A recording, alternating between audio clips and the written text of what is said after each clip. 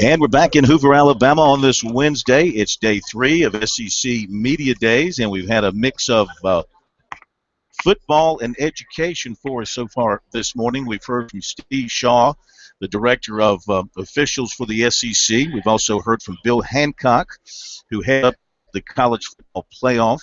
We've also heard from Justin Connolly, head man for the SEC network under the auspices of ESPN.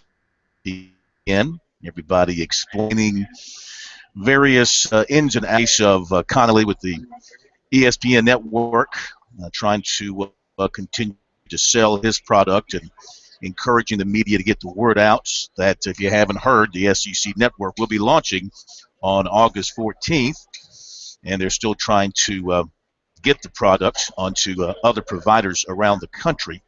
Hancock pretty much spelled out for us in as elementary a form as possible how the college football playoff is going to work. There is a new website, collegefootballplayoff.com, which is up and running, where you can go to get all the basic information about how that will work. The one football coach we heard from this morning, Gary Pinkel from Missouri Tigers, the surprise winners of the SEC East last season, making it into the SEC championship game. They had a phenomenal year. They lost most of their top players from last year's team. James Franklin, their quarterback, is gone off the offensive side. Henry Josie, their standout running back, also gone.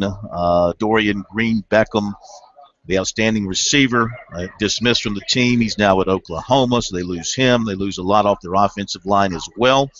Defensively, of course, they lose their standout defensive ends, Michael Sam, of course. So it's a kind of a rebuilding year to some degree for Missouri. The one thing they do have working in their favor is a terrific quarterback to build around in Matty Mock. You think about the quarterbacks that have been lost from the SEC East from last season. He might be the man at quarterback going into this season. There's Jeff Driscoll coming off the injury at Florida, but pretty much everywhere else around the East is a big question mark at quarterback. So Matty Mock could be the highlight quarterback in the East for this season. He played in all 13 games last year. When Franklin was hurt, he started 3 of them. Of course, he started that game against South Carolina, and a lot of people like to compare him in terms of his skill set to Johnny Manziel, a runner and a thrower, very elusive, a guy that tends to take chances and risks and make a lot of big plays. Also will make some mistakes from time to time, but he's got a chance to be an outstanding quarterback at Missouri, and that kind of gives them a leg up in rebuilding their offense for this season. Again, the Tigers were a surprise last year. Nobody really saw it coming after their first season in the SEC when they won just 5 games. Then they turn around and win 12 games last year, so they won't be sneaking up on anybody this season, and that'll make it a little bit more difficult for them. I foresee a kind of a middle-of-the-pack finish for Missouri in the SEC East this year, simply because they lost so much talent off of last year's team.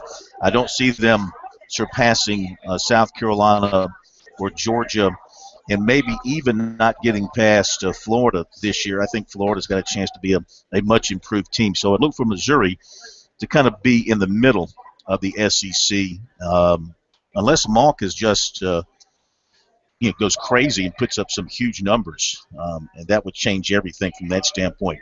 You can take a listen to what Coach Pinkel had to say to the media this morning. That's just below me here on this page for our preview of the Missouri Tigers. And coming up a little bit later on after we have lunch, we must be fed, Les Miles, LSU will be here. We'll have that for you coming up later on this afternoon right here at sportstalksc.com.